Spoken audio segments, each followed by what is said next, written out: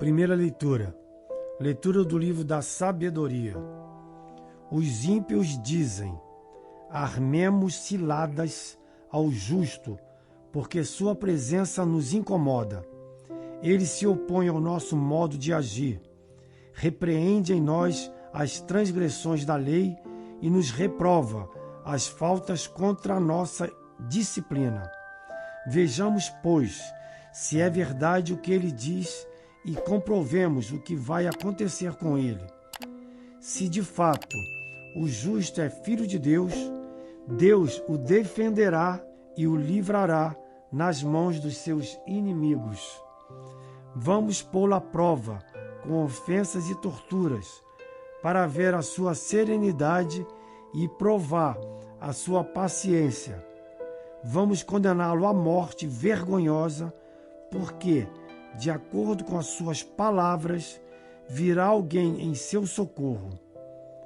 Palavra do Senhor. Graças a Deus.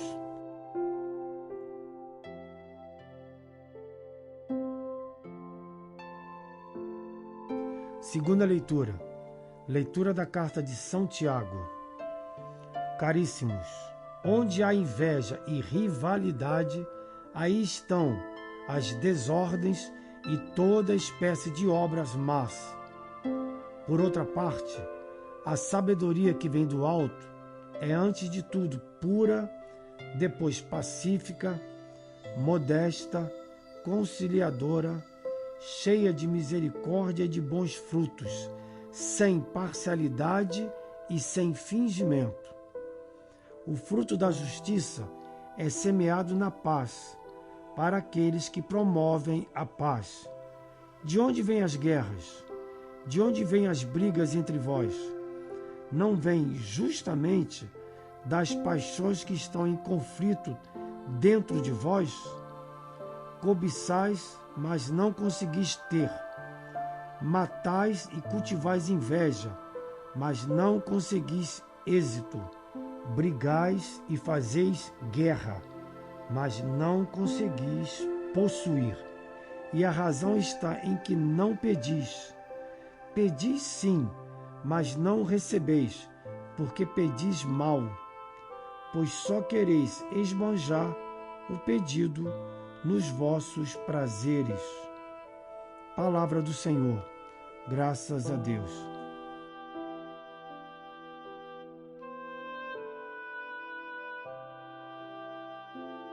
Proclamação do Evangelho de Jesus Cristo segundo Marcos. Glória a vós, Senhor. Naquele tempo, Jesus e seus discípulos atravessavam a Galileia. Ele não queria que ninguém soubesse disso, pois estava ensinando a seus discípulos, e dizia-lhes: o Filho do Homem vai ser entregue nas mãos dos homens, e eles o matarão. Mas 3 dias após sua morte, ele ressuscitará. Os discípulos, porém, não compreendiam estas palavras e tinham medo de perguntar. Eles chegaram a Cafarnaum. Então, em casa, Jesus perguntou-lhes: o que discutíeis pelo caminho? Eles, porém, ficaram calados, pois pelo caminho tinham discutido quem era o maior. Jesus sentou-se, chamou os 12 e lhes disse: se alguém quiser ser o primeiro, que seja o último de todos e aquele que serve a todos. Em seguida, pegou uma criança, colocou-a no meio deles e, abraçando-a, disse: quem acolher em meu nome uma dessas crianças, é a mim que estará acolhendo. E quem me acolher, está acolhendo não a mim, mas aquele que me enviou. Palavra da salvação. Glória a vós, Senhor.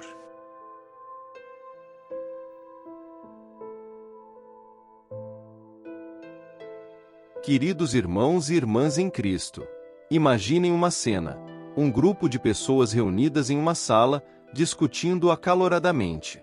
Vozes se elevam, rostos ficam vermelhos, punhos batem na mesa. O tema da discussão: quem entre eles é o maior, o mais importante. Parece absurdo, não é? No entanto, é exatamente esta cena que encontramos no Evangelho de hoje, com os próprios discípulos de Jesus.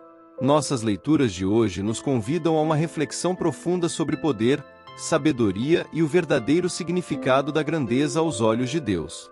Elas nos desafiam a examinar nossas próprias atitudes e motivações, confrontando-nos com uma visão radicalmente diferente do que significa ser grande no reino de Deus. Começamos com a leitura do livro da sabedoria, que nos apresenta uma imagem perturbadora. Os ímpios, aqueles que rejeitam a sabedoria de Deus, conspiram contra o justo. Eles dizem: armemos ciladas ao justo, porque sua presença nos incomoda. Ele se opõe ao nosso modo de agir, repreende em nós as transgressões da lei e nos reprova as faltas contra a nossa disciplina. Esta passagem é profética, prefigurando o tratamento que Jesus enfrentaria, mas também reflete uma realidade que muitos de nós já experimentamos. Quando decidimos viver segundo os valores do Evangelho, frequentemente encontramos resistência. Nossa integridade pode ser uma acusação silenciosa contra aqueles que comprometem seus valores. Nossa compaixão pode ser vista como fraqueza em um mundo que valoriza a dureza e o egoísmo. Os ímpios dizem: condenemo-lo à morte infamante, porque, segundo diz, virá alguém em seu socorro. Que ironia trágica! Eles não percebem que suas próprias palavras profetizam a ressurreição, o socorro divino que viria não apenas para Jesus, mas para todos os que nele creem. Passando para a carta de Tiago, encontramos um diagnóstico preciso dos problemas que afligem não apenas a sociedade em geral, mas muitas vezes nossas próprias comunidades cristãs. Onde há inveja e rivalidade, aí estão as desordens e toda espécie de obras más, diz Tiago. Quantas vezes vemos isso em nossas famílias, em nossos locais de trabalho, até mesmo em nossas igrejas? Tiago continua, contrastando a sabedoria terrena com a sabedoria que vem do alto. A sabedoria terrena é animal, diabólica, levando à desordem e a todo tipo de ação maligna. Mas a sabedoria que vem do alto, ela é pura, pacífica, condescendente, conciliadora, cheia de misericórdia e de bons frutos, sem parcialidade e sem hipocrisia. Que descrição maravilhosa! Imaginem como seriam nossas comunidades se vivêssemos de acordo com esta sabedoria celestial. Lugares de paz em vez de conflito, de misericórdia em vez de julgamento, de frutos bons em vez de obras más. Tiago então toca em um ponto crucial: a origem de nossas guerras e conflitos.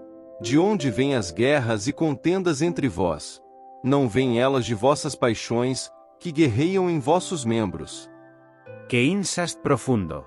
Nossos conflitos externos são frequentemente reflexos de nossas lutas internas, nossas paixões desordenadas, nossos desejos egoístas. E então chegamos ao Evangelho, onde encontramos Jesus tentando ensinar aos discípulos sobre sua próxima paixão e morte. Mas eles não entendem e têm medo de perguntar. Em vez disso, entram em uma discussão sobre quem entre eles é o maior. Podemos quase sentir a tristeza e a frustração de Jesus. Ele está falando sobre sacrifício supremo, sobre dar sua vida pelos outros, e eles estão preocupados com status e posição. Que contraste gritante! A resposta de Jesus é revolucionária. Ele pega uma criança, coloca-a no meio deles e diz: quem receber uma destas crianças em meu nome, a mim recebe, e quem me recebe, não é a mim que recebe, mas aquele que me enviou. Por que uma criança? Na sociedade da época, as crianças eram consideradas sem status, sem importância. Ao colocar uma criança no centro, Jesus está virando de cabeça para baixo as noções de seus discípulos sobre grandeza e importância. Ele está dizendo: vocês querem ser grandes no reino de Deus? Então sirvam aos mais pequenos, aos mais vulneráveis, aqueles que o mundo considera sem importância. Esta é a verdadeira grandeza aos olhos de Deus, não o poder sobre os outros, mas o serviço aos outros. Então, o que estas leituras significam para nós hoje? Primeiro, somos chamados a examinar nossas próprias atitudes e motivações. Estamos, como os discípulos, preocupados com status e posição? Ou estamos buscando a verdadeira grandeza que vem do serviço humilde?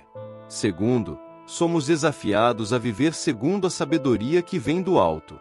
Em um mundo marcado por conflitos e divisões, somos chamados a ser pacificadores, a mostrar misericórdia, a produzir bons frutos. Terceiro, somos convidados a ver o mundo através dos olhos de Jesus. Quem são os pequeninos em nossa sociedade hoje? Quem são os vulneráveis, os marginalizados, aqueles que o mundo considera sem importância? Como podemos servir a eles, e assim, servir a Cristo? Quarto, somos chamados a enfrentar a resistência com graça e coragem. Como justo na leitura da sabedoria, nossa fidelidade a Cristo pode nos colocar em conflito com o mundo. Mas lembremo-nos, nossa esperança não está no mundo, mas naquele que venceu o mundo. Finalmente, somos desafiados a uma transformação radical de nossas prioridades e valores. O caminho para a verdadeira grandeza não é subir a escada do sucesso mundial, mas descer ao nível de serviço humilde. Meus queridos irmãos e irmãs, que possamos, nesta semana que se inicia, buscar a sabedoria que vem do alto. Que possamos ver o mundo e as pessoas ao nosso redor através dos olhos de Jesus. Que possamos encontrar nossa verdadeira grandeza não na busca de status ou poder, mas no serviço amoroso aos outros, especialmente aos mais pequeninos.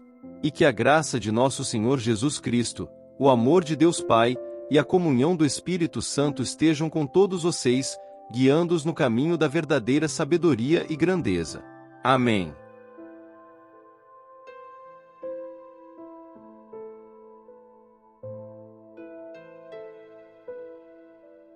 São Miguel Arcanjo, defendei-nos no combate. Sede o nosso refúgio contra as maldades e ciladas do demônio. Ordene-lhe Deus, instantemente o pedimos, e vós, príncipe da milícia celeste, pela virtude divina, precipitai no inferno a Satanás e aos outros espíritos malignos que andam pelo mundo para perder as almas. Amém.